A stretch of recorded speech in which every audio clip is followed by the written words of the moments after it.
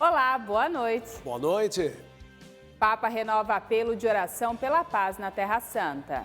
Na ONU, o Conselho de Segurança rejeita resoluções de russos e americanos.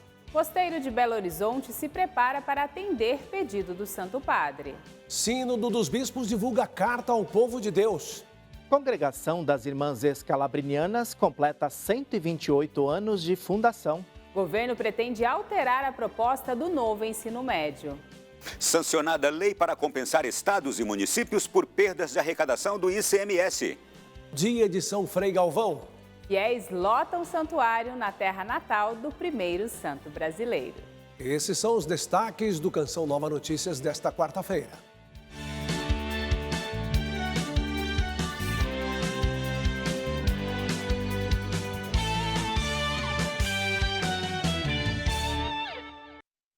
Na catequese desta quarta-feira, o Papa Francisco renovou seu apelo de orações e jejum diante da grave situação na Terra Santa. Santo Padre prosseguiu com um ciclo de reflexões sobre o zelo apostólico e desta vez apresentou o exemplo dos santos Cirilo e Metódio, apóstolos dos eslavos. Os dois irmãos do século IX sonhavam com a vocação monástica, mas Deus tinha outros planos. O príncipe da Grande Morávia queria alguém que explicasse a fé cristã na língua do seu povo e eles foram os enviados. A língua eslava não possuía um alfabeto. Cirilo o inventou, traduziu a Bíblia e os textos litúrgicos. As pessoas sentem que aquela fé cristã já não é estrangeira, mas torna-se a fé delas, falada na língua materna. Pense, 2 monges gregos que oferecem um alfabeto aos eslavos. Essa abertura de coração enraizou o evangelho entre eles. Estes 2 não tinham medo, eram corajosos. Alguns latinos defendiam ser permitido louvar a Deus só em hebraico, grego e latim. Cirilo contestou e afirmou que Deus deseja ser louvado por todos os povos na própria língua e apelou ao Papa, que não só aprovou a tradução dos textos litúrgicos, como louvou a Deus na língua eslava. Francisco recordou que São João Paulo II proclamou os santos Cirilo e Metódio como copadroeiros da Europa e destacou 3 aspectos importantes na evangelização: a unidade, a inculturação e a liberdade. Na pregação é necessária a liberdade, mas a liberdade precisa sempre da coragem. Uma pessoa é livre quando é mais corajosa e não se deixa acorrentar por tantas coisas que lhe tiram a liberdade. Após a reflexão, o Papa renovou seu apelo de paz. Francisco encorajou a libertação dos reféns e a entrada de ajuda humanitária em Gaza. Disse continuar a rezar pelos que sofrem e que espera caminhos de paz no Oriente Médio, na Ucrânia e em outras regiões feridas pela guerra. O Papa recordou que sexta-feira será um dia de jejum, oração e penitência pela paz no mundo.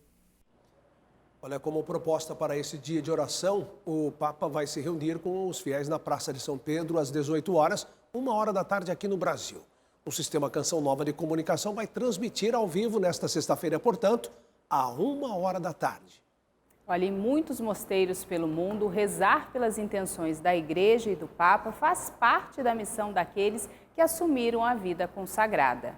Nesta sexta-feira, 27 de outubro, o dia de jejum, orações e penitência vai atender ao pedido do Papa Francisco pela paz na Terra Santa e no restante do mundo. Mosteiro Santa Clara, Belo Horizonte. Aqui vivem 11 irmãs que assumiram como missão de vida rezar e interceder pelos que mais precisam. Nós, como vida contemplativa, temos a missão de interceder pelas intenções da Igreja, da humanidade, né? Os documentos da Igreja até falam que a vida contemplativa está no coração da Igreja. Nas últimas semanas, as orações pela paz e o fim da guerra no Oriente Médio foram intensificadas. Os cristãos atendem a um convite do Papa Francisco: jejuar, rezar e fazer penitência. E na sexta-feira a gente também está se programando também para fazer um dia mais intenso de oração, de jejum, né? Algumas orações mais especiais, como por exemplo a via sacra, mais demorada, né? E rezar em comum e a gente oferecer nessa intenção. Esta não será a primeira vez que o Papa Francisco convoca um dia de jejum, oração e penitência por alguma intenção específica. Em fevereiro do ano passado, ele fez esse pedido por causa da guerra na Ucrânia e em 2020, pelo fim da pandemia. Desde o Antigo Testamento, nós entendemos que há momentos em que a gente precisa ter uma rota de conversão, sobretudo quando nós nos esquecemos da justiça e do direito. Portanto, o Papa Francisco segue esse influxo que é do Antigo ao Novo Testamento, de entender que há determinados males que eles exigem uma guinada espiritual. Então, o jejum e a oração, como sendo caminhos muito preciosos da história da Igreja, se inserem neste contexto. Às sextas-feiras, os cristãos recordam a paixão de Cristo e agora se unirão para que cessem os conflitos armados e se coloquem do lado da paz, como pediu o Papa Francisco. Já é um dia em que nós católicos nos unimos à paixão do Senhor e agora nós vamos preencher de um sentido divino uma dor e uma paixão muito atual. É acreditar no que Deus pode fazer por meio dos nossos sacrifícios e orações. A palavra de Deus nos assegura, né? Jesus disse que é tudo aquilo que a gente pede ao Pai, Ele dará, né? Então é bater e abrir-se-vos-á, buscar e achareis, né? Então é essa oração incessante que de uma forma ou de outra a gente sabe que o Pai responde.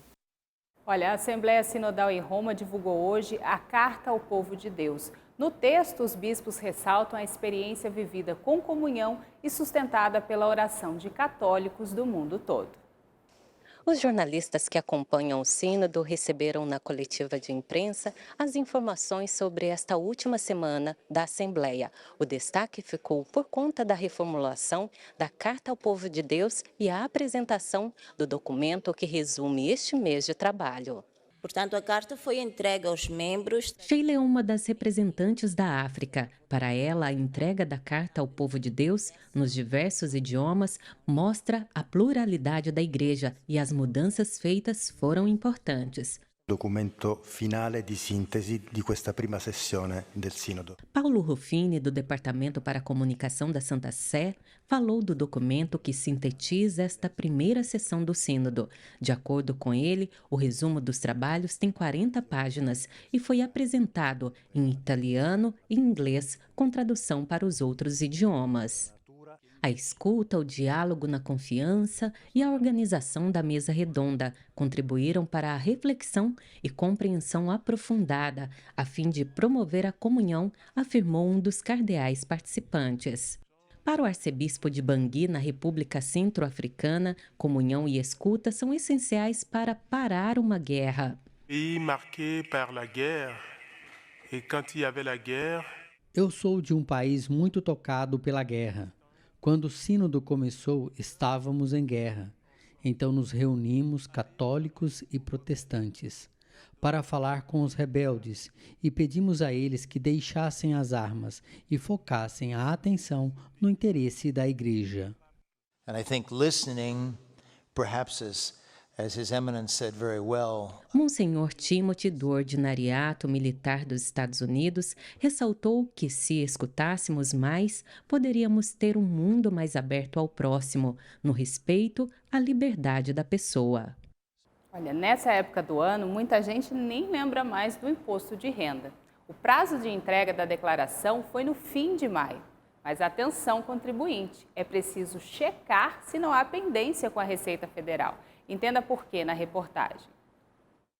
Adelino sempre teve cuidado na hora de juntar os documentos para a declaração do imposto de renda. Mesmo assim, acabou caindo na malha fina. O contador me informou que meu nome estava na malha fina e algum dado que foi inserido errado. E aí foi refeito toda a declaração e normalizou-se.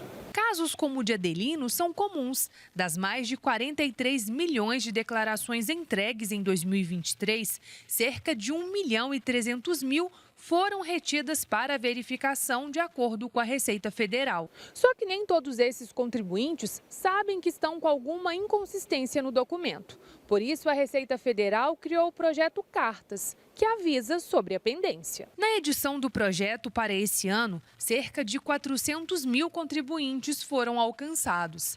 Essa carta, o foco dela é para aqueles contribuintes que ainda não verificaram não acessaram ali o sistema que mostra que a declaração dele está em malha fiscal. As cartas têm levado muita gente a procurar ajuda para fazer a regularização. Nayara viu o número de clientes aumentar nas últimas semanas. Nesse tempo, mesmo perante um feriado prolongado, recebi na média de umas 20 pessoas entrando em contato porque receberam a cartinha. Então, é uma demanda muito grande comparado principalmente com os outros anos, porque por irregularidade mesmo nos lançamentos. Os principais motivos de retenção em malha fiscal em 2023 foram as deduções, especialmente as ligadas a despesas médicas, e também omissão de rendimento do titular ou dos dependentes declarados. A grande parte das declarações que estão hoje em malha, cerca de 70%, se refere a declarações com imposto a restituir. Então, o contribuinte ele acaba sendo prejudicado com relação ao recebimento da sua restituição. A declaração primeiro ela precisa ser liberada para depois ir para o pagamento ao contribuinte. Então, é importante essa ação de conformidade da Receita Federal, porque o contribuinte ele já tem a chance de se autorregularizar e assim, se tiver tudo ok com relação às suas informações, a sua declaração ela será liberada para o pagamento da sua restituição. Sancionada a lei aprovada no Congresso Nacional para compensar estados e municípios por perdas de arrecadação do ICMS. Vamos chamar então Ronaldo da Silva em Brasília, que tem mais detalhes. Boa noite, Ronaldo.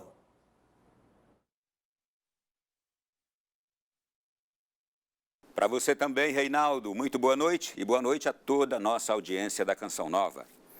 Em 2022, o governo determinou a redução da cobrança do imposto como forma de baratear o preço dos combustíveis. Os chefes dos executivos locais entraram com uma ação no Supremo Tribunal Federal para reverter a mudança. O governo federal vai repassar 27 bilhões de reais para estados e municípios. Em setembro, o governo já tinha anunciado a antecipação de 10 bilhões de reais em 2023. Os valores só seriam liberados no ano que vem, mas uma lei aprovada no Congresso permitiu a transferência antecipada. 2,5 bilhões vão para os municípios e o restante para os estados. De junho a dezembro do ano passado, os repasses da arrecadação federal para estados e municípios foram reduzidos, com a aprovação de uma lei complementar com alteração na alíquota do ICMS. O objetivo era reduzir o preço dos combustíveis, mas a mudança não agradou prefeitos e governadores. O embate chegou ao Supremo Tribunal Federal e o Executivo decidiu compensar as perdas. Isso significa que nós vamos garantir aos municípios a mesma quantidade de dinheiro. Para equilibrar a redução de repasses dos últimos meses, o governo federal também vai pagar uma parcela extra de 2 bilhões e 300 milhões para o Fundo de Participação dos Municípios. É a maior compensação financeira que o governo federal faz na história da Federação Brasileira. Durante a cerimônia de instalação do Conselho da Federação, órgão criado para debater o desenvolvimento econômico do país, o presidente da Confederação Nacional dos Municípios defendeu uma elevação maior nos repasses. Não temos forma, não temos maquininha para fabricar dinheiro, não temos que aumentar tributo, então essa é uma realidade. Estamos discutindo hoje uma reforma tributária, que para nós é importante, mas reforma tributária é tributo, não é fiscal. Onde é que vai o dinheiro? E o governo entregou ao Congresso o projeto de lei que estabelece uma reestruturação na política nacional do ensino médio. A proposta foi elaborada a partir de uma consulta pública feita entre março e julho e também em diálogo com setores da educação. Dentre as alterações, a retomada do mínimo de 2.400 horas de formação básica para estudantes cursarem o ensino médio e o retorno de disciplinas obrigatórias como sociologia, filosofia, artes e espanhol. O texto do projeto de lei também apresenta uma flexibilização na carga horária do ensino médio para a realização de cursos de formação técnica e profissional. O projeto sugere ainda o fechamento de cursos de educação à distância para a modalidade do ensino médio, exceto determinados contextos avaliados pelo MEC em parceria com o Conselho Nacional de Educação. O texto será avaliado pelas comissões de Educação da Câmara e do Senado para depois ser votado em plenário. O segundo Fórum Nacional das Comunidades Terapêuticas, promovido pela Frente Parlamentar em Defesa das Comunidades Terapêuticas, lançou no Senado o documentário Além da Fumaça. A produção audiovisual aborda a problemática do consumo da maconha no mundo. De acordo com a Organização Mundial da Saúde, no Brasil, 6% da população, ou seja, mais de 30 milhões de pessoas, convivem com a dependência química. O esforço dentro do Congresso Nacional em apoio às instituições terapêuticas chama a atenção da sociedade e do poder público. A mobilização da Frente Parlamentar no Congresso Nacional contribui para o combate às drogas, a ressocialização de dependentes químicos e apoio aos familiares. Entre as políticas públicas estão a promoção à saúde e a qualificação profissional. Temos 105 unidades no Brasil, em todos os estados, e mais 65 unidades em 24 países. E a gente vê um trabalho boníssimo das comunidades terapêuticas. O mínimo que a gente pode fazer é apoiar da forma como puder, mas a sociedade também precisa abraçar. O documentário Além da Fumaça relata o impacto da dependência química e a interferência do resgate adequado. Hoje, nesse segundo Fórum Nacional que a Frente realiza junto com a Confenact, a Confederação Nacional das Comunidades Terapêuticas, nós mostramos aqui o resultado de todo o trabalho. Esforços integrados capazes de transformar uma vida. Atuante contra as drogas em Minas Gerais, Érica sabe bem o que é viver na dependência química. Foram 10 anos de vício em cocaína. Sem Deus, a gente não consegue. E a comunidade terapêutica ela tem um programa de espiritualidade, onde leva a pessoa a ter esse encontro pessoal com Deus. Deixa essa vida pra trás.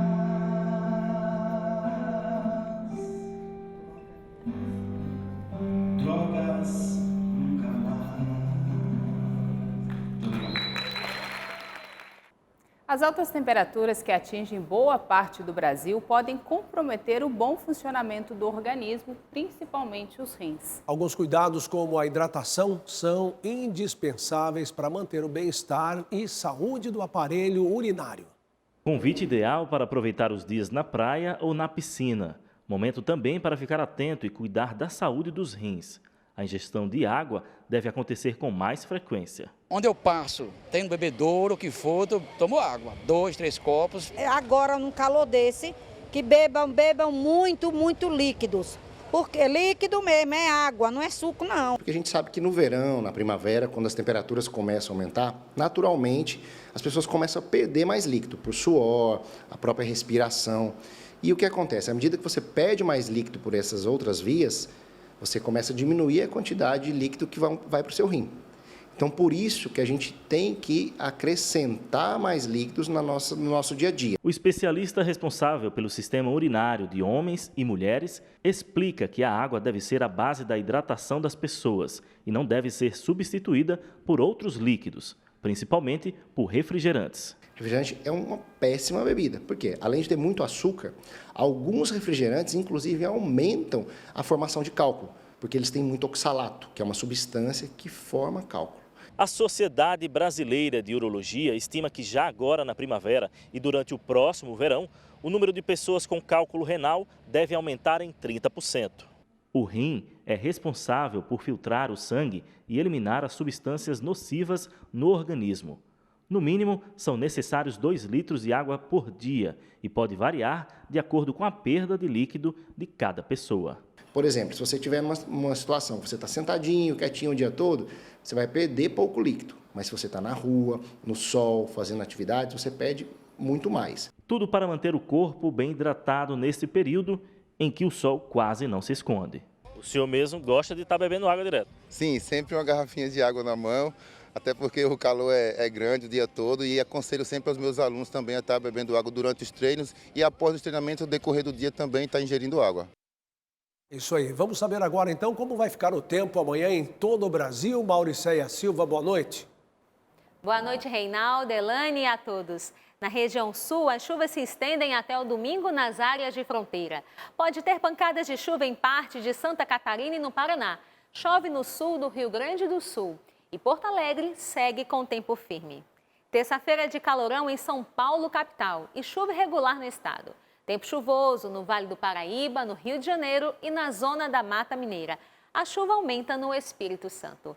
Os termômetros marcam entre 16 graus em São Paulo e máxima de 28 graus em Vitória e em Belo Horizonte.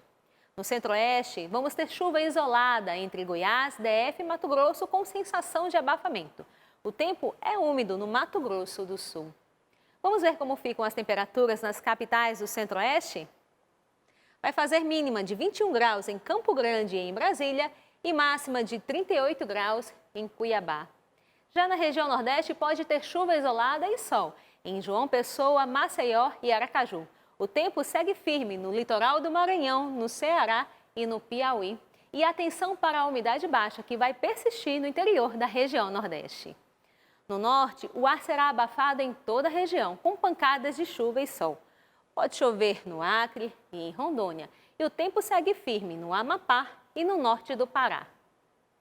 Elaine. Obrigada, Maricéia. Olha, agora nós vamos para São Paulo conversar com Sidney Fernandes, que tem informações sobre a esporotricose, doença que atinge gatos e pode comprometer a saúde dos humanos. Boa noite, Sidney. Boa noite, Elaine, Reinaldo, e boa noite a tanta gente que agora nos acompanha. Essa doença é uma espécie de micose transmitida por fungos que se espalhou por vários estados. Além de gatos, a enfermidade infecta cachorros e humanos e, sem os devidos cuidados, pode trazer consequências graves. Tudo começa quando o felino tem contato com um fungo presente em vegetações. O vírus causa lesões na pele do animal e pode atingir outros órgãos. As principais vítimas são os gatos que vivem nas ruas. Antigamente essa doença era conhecida como doença das roseiras, porque o espinho perfurava a pele e o fungo foi se instalando nele. Quando as pessoas são arranhadas ou levam mordidas, o contato com o vírus é inevitável e começam a apresentar manchas vermelhas na pele. O grande problema é quando atinge pessoas imunodeprimidas, né, que têm algum grau de deficiência. Ela pode ter uma disseminação sistêmica e atingir outros órgãos. No Paraná, já são 578 casos em humanos, mais que o dobro registrado em 2022. Na Bahia, são 492 ocorrências, superando as do ano passado. Na capital paulista, até setembro, 432 casos foram verificados, ultrapassando os 388 do mesmo período do ano passado. No Rio de Janeiro, em 10 anos, houve aumento de 160%. A contaminação saltou de 579 em 2013 para 1.518 incidentes em 2022. Levou arranhão, lava no mesmo momento, água e sabão, esfrega, lava bem a região, passa um alquinho para se precaver. Muitos gatos infectados são abandonados e chegam em ONGs como esta para aguardar adoção. Os veterinários alertam que os gatos também são vítimas da esporotricose e precisam de tratamento para não propagar a doença. A maioria acaba abandonando porque fica naquele estado, acha que vai pegar só de encostar, e aí abandona, acha que não vai ter tratamento. Tanto eles quanto a gente tem tratamento gratuito, né? Então, se eles forem diagnosticados, o Centro de Zoonoses ele disponibiliza o tratamento e para a gente os hospitais, né, do SUS disponibilizam o tratamento todo. Mudamos de assunto para falar da Congregação das Irmãs Escalabrinianas, que completa hoje 128 anos de fundação. Presentes em 27 países, incluindo o Brasil, as missionárias têm no DNA o cuidado com migrantes e refugiados. Foi há 128 anos que João Batista Scalabrini fundou na Itália a Congregação das Irmãs Missionárias de São Carlos Borromeu Scalabrinianas. No Brasil, Padre José Marchetti e sua irmã, Madre Assunta, estiveram à frente das obras da congregação e mantiveram 2 instituições para acolher órfãos de imigrantes italianos. Hoje, com a atuação em 27 países, as irmãs continuam com a missão de evangelizar e cuidar. Hoje aqui nós temos vários projetos, várias atividades. A mais importante, a mais significativa é um projeto chamado Projeto Conviver, com 100 crianças. As nossas crianças estudam em escolas públicas, né, são de famílias que precisam de um cuidado especial. Eles vêm aqui, turno ao contrário escolar, para realizar e não ficar nas suas casas sozinhos ou ficar em outros locais isoladamente. Hoje, as irmãs escalabrinianas também comemoram 9 anos da beatificação de Madre Assunta Marchetti, cofundadora da congregação. Foi a fortaleza dela, a fortaleza de ânimo, a confiança na providência de Deus, que fez com que este carisma recebido do fundador, São João Batista Scalabrini, continuasse. A casa, que também auxilia famílias de imigrantes a reconstruir suas vidas, hoje se encheu de alegria na comemoração de seus 128 anos. Além de lembrarem o quanto Beata Madre Assunta, São João Scalabrini e o venerável Padre José Marchetti fizeram por milhares de crianças que já passaram por lá. Uma missão, um desafio de continuar vivendo, acima de tudo, buscando a santidade que estes nossos pioneiros viveram, conseguiram, e essa santidade que é acima amar e gastar a vida em benefício de quem o Senhor nos coloca no caminho.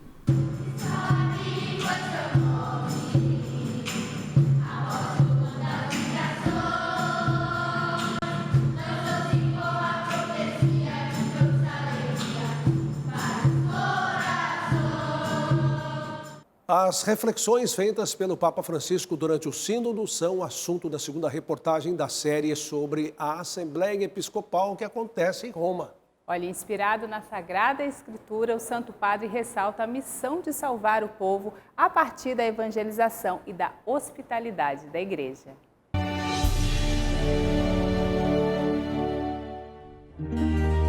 No Evangelho da Liturgia, que inspirou uma das reflexões do Santo Padre no Sínodo, ouviu-se que João Batista duvidava que Jesus era de fato o Messias, e o povo da época não se convertia. A postura de Jesus, no entanto, foi a de não se deixar levar pela desilusão e a amargura de coração. Como então a Igreja deve caminhar com a missão de salvar o povo em meio às ondas agitadas do tempo atual? Então nós temos que voltar muito fortemente à Sagrada Escritura, para que ela seja a nossa voz, para que ela seja a nossa palavra, para que ela seja a nossa certeza. Por que as pessoas brigam tanto? Por causa de ideias, de conceitos, de ideologias. Porque pensam que a própria palavra é definitiva. E não é. A nossa palavra humana é uma palavra passageira. A palavra de Deus é eterna.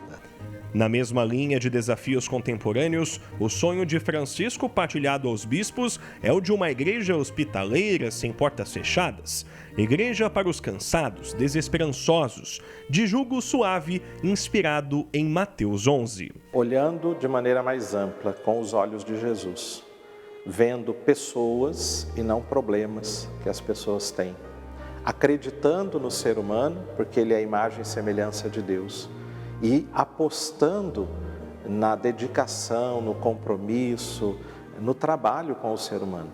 Sínodo como atitude de purificação e reparação. Sínodo como pausa restauradora. Compreender que o ser humano é necessitado em regressar à fonte que é Jesus. Caminho exigente, possível. Convite para bispos, leigos, para toda a igreja. E sempre que a gente encontra uma água meia suja, num valo, num riozinho, etc., se nós formos à origem, à fonte, lá a água é pura. Lá ela brota da terra, né, de uma forma assim maravilhosa para matar a nossa sede. Então, é voltar a Jesus. Não tem outro caminho. Só um encontro que vai procurar respostas para as perguntas exigentes do nosso tempo. É um processo de conversão, de mudança de mentalidade que de fato vai nos colocar num novo caminho, que não é somente novo na sua forma, mas novo na sua essência, no seu jeito de fazer.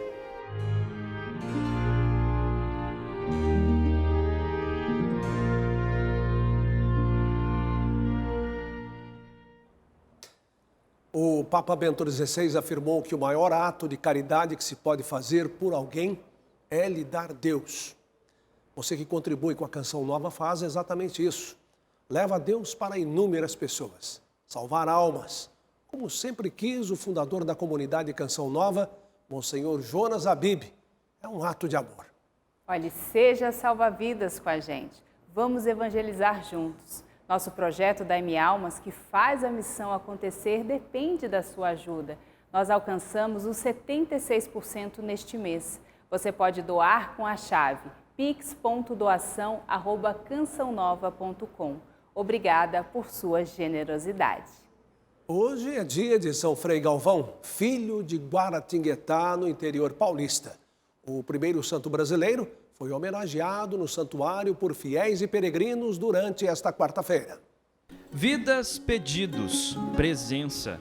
Registro de súplicas à intercessão de Santo Antônio de Santana Galvão. Para nos ajudar na construção da nossa casa, ele que foi um construtor, né? Para que ele nos ilumine, nos dê força, nos ajude a ter recurso para finalizar esse sonho. Logo pela manhã, a missa solene presidida pelo arcebispo de Aparecida lotou o santuário. Com tanta gente, um telão do lado de fora era o meio para acompanhar a celebração. Eu acredito que nesse meio tempo, muitas pessoas que passaram por aqui fazem a soma de umas 20 a 30 mil pessoas no nosso santuário de Frei Galvão. Famoso pelos relatos de curas alcançadas por sua intercessão, Frei Galvão foi canonizado pelo Papa Bento XVI em 11 de maio de 2007, tornando-se o primeiro santo nascido no Brasil. Santo Frei Galvão é deste nosso chão. Frei Galvão, glória do clero do Brasil, glória dos paulistas, glória dos brasileiros e glória de Guaratinguetá. A devoção, as graças, as bênçãos de Frei Galvão têm sido cada vez maiores, atraído cada vez mais as pessoas, os devotos, de tal modo que, à medida que a devoção vai crescendo, as nossas estruturas vão acompanhando também. Dia de festa no santuário. E se tem festa, tem comemoração. E para comemorar bem, tem bolo de São Frei Galvão. Ao meu lado está o Pedro. Pedro, por que desse bolo? Bom, esse bolo foi uma forma de gratidão por tudo que o Frei Galvão fez para mim. Eu passei na OAB em razão de Frei Galvão. Esse ano foi 2 metros de bolo. Ano que vem pode ser 3, 4, 5, enfim. Depende da gratidão de cada pessoa. Vou experimentar como está o bolo agora então, hein? Muito gostoso. E o cinegrafista, aceita? Centenas de bandeiras de tantas cores, assim como as fitas, representam os milagres recebidos pelos romeiros que por aqui passam todos os dias. Eu não consegui engravidar, daí eu fiz a novena em 2012, quando foi em 2013 veio a graça. O que move a gente é a fé, né? No Frei Galvão, simplesmente isso daí, a fé que a gente tem aqui no primeiro santo nosso aqui, do nosso Brasil, e nós vem aqui. Entre tantos pedidos, um em especial se une ao clamor do Papa Francisco. Na terra onde Jesus nasceu não pode estar tendo guerra, porque Jesus morreu na cruz para a salvação de todos nós. Como pode estar vivendo em guerra? Grande santo brasileiro, e nós estamos precisando de um Frei Galvão atual para fazer a paz para o mundo, né? Para as famílias, Rio de Janeiro, tudo, né? Então é isso, vamos orar muito, né? Ao apóstolo da caridade e da paz, louvor, preces e gratidão.